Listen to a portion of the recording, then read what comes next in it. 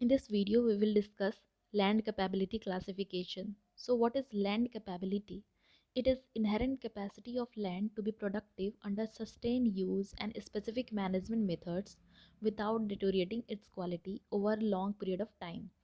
Means land की क्या capacity है कि लॉन्ग पीरियड तक बिना क्वालिटी डिटोरिएट किए हुए क्रॉप का प्रोडक्शन कर सकता है. And what is land capability classification? It is a system of grouping soil. Means we are classifying soil primarily on the basis of their capability to produce common cultivated crops and pasture plant without deteriorating over a long period of time. Okay, means we are classifying the land based on degree of wellness, whether land is able to produce crop or not. क्यों बांट रहे हैं land को? Classify करने की क्या वजह है? तो जनरल यूज़ के लिए आप लैंड को किस लेवल तक यूज़ कर सकते हैं, लैंड किस चीज़ के लिए सूटेबल है, लैंड की सूटेबिलिटी के अकॉर्डिंग हम लैंड को यूज़ किसी काम के लिए करेंगे, जैसे कि crop production, pasture production, forestry, grazing, इनमें से किस वर्क के लिए लैंड सूटेबल है. तो हम क्लासीफाई कर रहे हैं लैंड की सूटेबिलिटी जानने के लिए, लैंड का सूटेबिलिटी जानने के लिए, और उनमें से क्या लिमिटेशन है, किस चीज़ के लिए वो सूटेबल नहीं है. ओके, और कौन से स्पेसिफिक मेजर से लैंड की कैपेसिटी इम्प्रूव हो सकती है, ये भी हम पता कर सकते हैं अगर हमें लिमिटेशन पता हो. ओके, तो यूएस सॉइल कंजर्वेशन सर्विस ने लैंड कैपेबिलिटी क्लासिफिकेशन किया, और उन्होंने लैंड कैपेबिलिटी क्लास मतलब लैंड कैपेबिलिटी 8 क्लास में इसको डिवाइड किया, 8 क्लास. ओके, तो लैंड कैपेबिलिटी क्लास कितने हैं? 8. और सब क्लास कितने हैं? 4. और फिर अगेन सब क्लास को जो कैपेबिलिटी यूनिट में बांटा गया. ओके, तो सबसे पहले लैंड को जो दो ब्रॉडर कैटेगरी में बांटा गया. ओके, तो सबसे पहले हम लोग ये समझेंगे कि दो ब्रॉडर कैटेगरी हैं, एक अरेबल लैंड और एक नॉन अरेबल लैंड. तो अरेबल लैंड में क्लास 1 to 4 को रखा गया है, और नॉन अरेबल लैंड में क्लास 5 to 8 रखा गया है. अभी हमने कहा था कि 8 लैंड कैपेबिलिटी क्लासेस हैं. ओके, सो तो ब्रॉडर कैटेगरी है, मतलब जो 8 क्लासिफिकेशन किया गया था उसमें से क्लास 1 2 3 4 को अरेबल लैंड में रखा गया है, और क्लास 5 6 7 8 को नॉन अरेबल लैंड में रखा गया है. तो अरेबल लैंड और नॉन अरेबल लैंड का मतलब क्या होता है? अरेबल लैंड मीन्स ऐसा लैंड जो क्रॉप के कल्टीवेशन के लिए सुटेबल हो. Okay, and non arable land जो कि लैंड किसी जिसमें कल्टीवेशन नहीं हो सकता है, उस लैंड को हम अदर पर्पस से के लिए यूज़ कर सकते हैं. ओके, लेकिन कल्टीवेशन नहीं हो सकता, जैसे कि forestry, grass land, wild life, ये सब के लिए हम इसे यूज़ कर सकते हैं. ओके, तो क्लास 1 2 3 4 को अरेबल लैंड की कैटेगरी में रखा गया है, और क्लास 5 to 8 को नॉन अरेबल की लैंड की कैटेगरी में. Okay, now factor influencing land capability classification means कौन कौन सा फैक्टर लैंड कैपेबिलिटी को अफेक्ट करता है. तो उनमें से बहुत से फैक्टर हैं, जैसे सॉइल प्रोफाइल कैरेक्टरिस्टिक में soil texture, effective soil depth, permeability, drainage, soil salinity, acidity, alkalinity, toxicity, availability of nutrient. External feature में वाटर लॉगिंग, स्लोप, इरोजन, ये सारे फैक्टर हैं. और क्लाइमेटिक फैक्टर में रेनफॉल, टेम्परेचर, विंड वेलोसिटी, ये सारे factor हैं जो लैंड कैपेबिलिटी को अफेक्ट करता है. ओके, इन्फ्लुएंस करता है. नाउ लैंड कैपेबिलिटी क्लास को डिफरेंट कलर से इंडिकेट किया गया है. ओके, जैसे कि क्लास 1 को light green colour, okay, light green colour से शो करते हैं. यहाँ जैसे आप देख रहे हैं, क्लास 1 को लाइट ग्रीन कलर से, क्लास 2 को येलो कलर से. Okay, class 2 yellow colour, class 3 red colour, class 3 red colour, and class 4 blue colour, class 5 dark green, class 6 orange, class 7 brown, and class 8 purple colour. Okay, तो ये colour जो है, बहुत सारे exams में ये पूछे जाते हैं कि जैसे क्लास 1 है तो उनको कौन से कलर से इंडिकेट किया जाता है लैंड कैपेबिलिटी क्लासिफिकेशन में, तो ये आपको याद होना चाहिए. ओके, तो अब सभी क्लास को के कैरेक्टरिस्टिक को समझते हैं. ओके, तो फर्स्ट है class 1. It is best suitable for all agriculture crops, मतलब जो बेस्ट क्लास है वो क्लास 1 है. ओके, मीन्स क्लास 1 to 8 की तरफ अगर हम चलते हैं तो क्वालिटी में डिटोरेशन आता है. ओके, मीन्स क्लास 1 जो है वो बेस्ट है. मीन्स ये ऑल एग्रीकल्चर क्रॉप्स के लिए सुटेबल है. Deep soil depth and high fertility, not affected by any appreciable erosion, वेटनेस, salinity, किसी चीज़ से अफेक्ट नहीं है, सुटेबल है, बेस्ट है. Okay, needs only crop management practices to maintain their productivity. अब है कि वो अच्छा तो है, लेकिन अगर हम उसे मेंटेन करके नहीं रखेंगे, क्रॉप मैनेजमेंट प्रैक्टिसेस की बहुत से मैनेजमेंट प्रैक्टिसेस अगर मेंटेन करके नहीं रखेंगे तो उसकी प्रोडक्टिविटी भी लॉस कर सकती है, कम हो सकती है। ओके, तो क्लास 1 का एग्जांपल है alluvial soil of Indo Gangetic plain. Okay, now class 2, these have moderate soil depth. Okay, moderate soil depth, light or heavy texture, gentle slope and moderate soil fertility, and it is suitable for permanent cultivation with some soil and water conservation practices. Okay, and some limitation, इसमें से कुछ limitation आ गए। Class 1 तो बहुत सही था, class 2 में क्या limitation आया? gentle slope है, moderate erosion है, and slightly alkali or saline condition. Okay, so require moderate conservation tactics like strip cropping, contour delays, crop rotation, etc. और क्लास 2 का एग्जांपल क्या है? Deep red and black soil. Okay, now class 3, it is moderate good cultivable land. Here several limitations are seen. Several limitations like steep slope, high erosion hazard, slow water permeability, restricted root zone, poor fertility status. So various conservation measures like contour bunding, graded bunding are recommended. Okay, these land are suitable for plants provided that plant cover should be maintained. Example of class 3 are shallow red soil and slightly saline black soil. Okay, now class 4, it is there are very severe limitation on the choice of crop. Means अब choice नहीं है हमारे पास ज़्यादा। Okay, क्योंकि यहाँ बहुत ज़्यादा limitation है, मतलब बहुत सारे जो भी हमको क्रॉप लगाना है वो हम नहीं लगा सकते हैं। Okay, suitable only for occasional और लिमिटेड कल्टीवेशन, ये आपको याद रखना है, ओकेजनल कल्टीवेशन के लिए सुटेबल और लिमिटेड कल्टीवेशन बोल सकते हैं। Okay, because of unfavorable soil characteristic, slope, erosion, depth, drainage, adverse climate, etc. Okay, so engineering measures are recommended here. So mainly used for pasture and hay. Pasture hay के लिए use करते हैं क्योंकि इसमें limited cultivation हो सकता है, cultivation कर सकते हैं but limited. Example are shallow soil, saline soil और सिमलाइन सॉइल। ओके,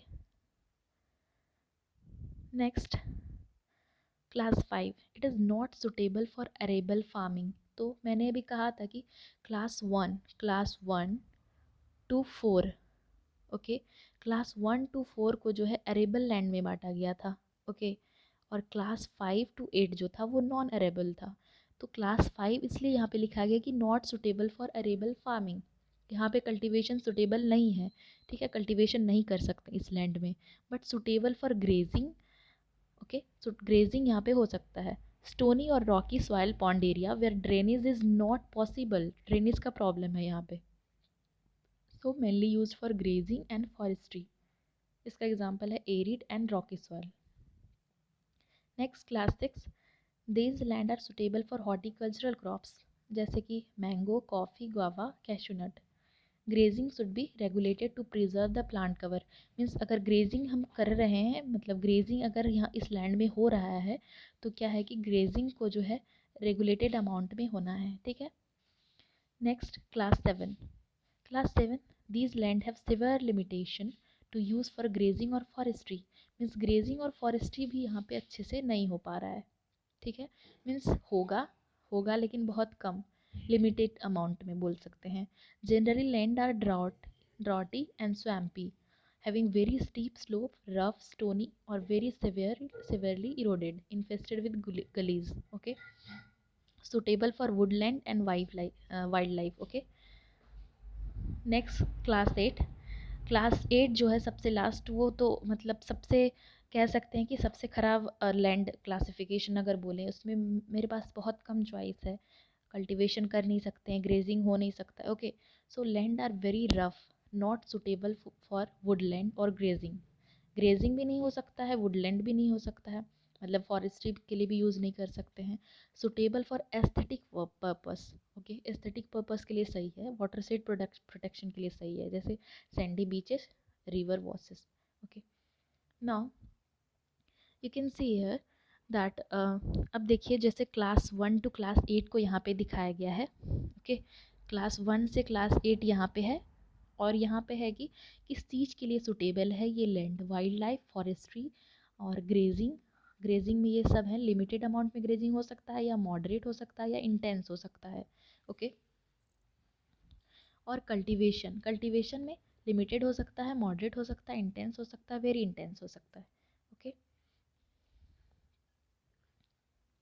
सो देखते हैं तो कौन सा पॉसिबल है। जैसे देखते हैं हम लोग कि जैसे क्लास 1 है, ठीक है, क्लास 1 में क्या है कि वाइल्ड लाइफ, फॉरेस्ट्री, ग्रेजिंग में सब, फिर कल्टीवेशन, मतलब इसमें वेरी इंटेंस कल्टीवेशन भी पॉसिबल है। ओके, मीन्स जो क्लास 1 है वो सबसे बेस्ट है। ठीक है, आपके पास जो है बहुत सारे चॉइस हैं, क्लास 1 में बहुत सारे चॉइस हैं, सब चीज़ के लिए इसको यूज़ कर सकते हैं क्लास 1 को। ओके, सो अब देखते हैं क्लास 2। क्लास 2 में क्या है कि इसमें वेरी इंटेंस कल्टीवेशन पॉसिबल नहीं है, बाकी सब पॉसिबल है, इंटेंस कल्टीवेशन तक पॉसिबल है। ओके, नाउ देखते हैं क्लास 3। क्लास 3 क्या है कि इसमें इंटेंस कल्टीवेशन और वेरी इंटेंस कल्टीवेशन पॉसिबल नहीं है, बाकी मॉडरेट कल्टीवेशन कर सकते हैं। क्लास 4 में देखिए, क्लास 4 में क्या है कि लिमिटेड कल्टीवेशन हो रहा है। मीन्स मैंने कहा था कि जो क्लास 1 to 4 है ये क्या है, एरेबल है। ठीक है, ये क्या है, एरेबल है, एरेबल है क्लास 1 to 4। इसीलिए क्लास 4 तक आप देखिए, क्लास 4 तक ही कल्टीवेशन वाला लाइन है। इसके बाद 5 से क्लास 5 में यहाँ पे कल्टीवेशन नहीं देखने को मिल रहा है यहाँ से। ओके, कल्टीवेशन देखने को नहीं मिल रहा है क्योंकि क्लास 5 to 8 क्या है, नॉन एरेबल लैंड है। ओके, फिर देखते हैं कि क्लास 5 में जो है ग्रेजिंग पॉसिबल है। क्लास 6 की तरफ जाते हैं तो यहाँ भी ग्रेजिंग पॉसिबल है। क्लास 7 में क्या है कि लिमिटेड ग्रेजिंग है। ओके, और क्लास 8 में क्या है कि यहाँ पे फॉरेस्ट्री भी पॉसिबल नहीं, केवल वाइल्ड लाइफ के लिए क्लास 8 जो है सही है। ओके, मीन्स यहाँ पे फॉरेस्ट्री पर्पस के लिए भी ये सही नहीं है क्लास 8। ओके, मीन्स आप ये देख रहे हैं कि जैसे जैसे हम लोग क्लास 1 से लेके क्लास 8 की तरफ आ रहे हैं तो हमारे पास चॉइस कम है। अब मेरे पास क्लास 8 में बस एक ही चॉइस है, वाइल्ड लाइफ के लिए ही सही है, बाकी सारे चॉइस जो है नहीं है। ओके, नहीं है ये सब चॉइस। ठीक है, और क्लास 1 में क्या था, बहुत सारा चॉइस था हमारे पास क्योंकि बेस्ट लैंड था। तो अगर इंटेंस कल्टीवेशन पॉसिबल है तो फॉरेस्ट्री भी पॉसिबल है, वाइल्ड लाइफ भी पॉसिबल, सारे मतलब क्लास 1 टू क्लास 8 की तरफ आएंगे तो हमारे पास जो है चॉइस ऑफ जो यूजेज है वो घट रहा है। ओके, मतलब लिमिटेशन इधर से इधर आके बढ़ रहा है। ओके, क्लास 1 टू क्लास 8 की तरफ आ रहे हैं तो हम लोग का इंक्रीज लिमिटेशन, मतलब लिमिटेशन बढ़ रहा है। ओके, और इंटेंसिटी ऑफ लैंड यूज़, इधर से इधर जा रहे हैं तो इंटेंसिटी बढ़ रहा है, मतलब कल्टीवेशन कर सकते हैं ना, तो मतलब ज़्यादा इंटेंसली हम उसे यूज़ कर रहे हैं उस लैंड को। ओके, नाउ सब क्लासेस, क्लास के बाद सब क्लास आता है।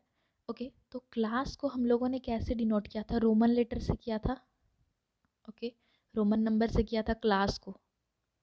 ओके, क्लास को 1 to 8 ऐसे दिखाया था ना, ये था रोमन नंबर से। और सब क्लास जो है उसको दिखाया जाता है EWSC। ओके, मीन्स जो सब क्लास को है उसे जो है प्रॉब्लम और हजार्ड के बेसिस पे 4 टाइप्स में बांटा गया है। Okay, erosion, water logging, soil related hazard and climatic related hazard. Erosion means जिस लैंड में इरोजन का प्रॉब्लम है। ओके, लैंड में इरोजन का रिस्क है।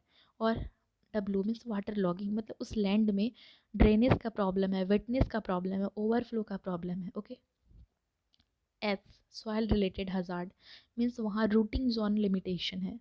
ओके, सी, क्लाइमेटिक रिलेटेड हजार्ड मीन्स जो है क्लाइमेटिक लिमिटेशन है। ओके, नेक्स्ट, तो सब क्लासेस को जो है मैनेजमेंट प्रैक्टिसेस के बेसिस पे जो है कैपेबिलिटी यूनिट में डिवाइड किया गया है। ओके, सब क्लासेस को अगेन कैपेबिलिटी यूनिट में डिवाइड किया है। तो मैंने कहा था कि क्लास को जो डिनोट किया जाता है किससे, रोमन लेटर में। ओके, रोमन नंबर में। ओके, जैसे कि 1 2 3 ऐसे। ओके, और जो हमारा एस है वो डिनोट कर रहा है सब क्लास को। ये जो 3 है रोमन नंबर से, ये क्या है, क्लास। और ये एस जो दिखा रहा है वो क्या है, सब क्लास। और ये जो 1 2 1 लास्ट में दिखा हुआ है ये अरेबिक नंबर से क्या शो करता है, कैपेबिलिटी यूनिट को। ओके, ये क्या कर रहा है, कैपेबिलिटी यूनिट को शो कर रहा है। Okay, thank you everyone. I think आपको ये टॉपिक समझ आया होगा। अगर कोई भी डाउट है तो आप कमेंट सेक्शन में कमेंट कर सकते हैं।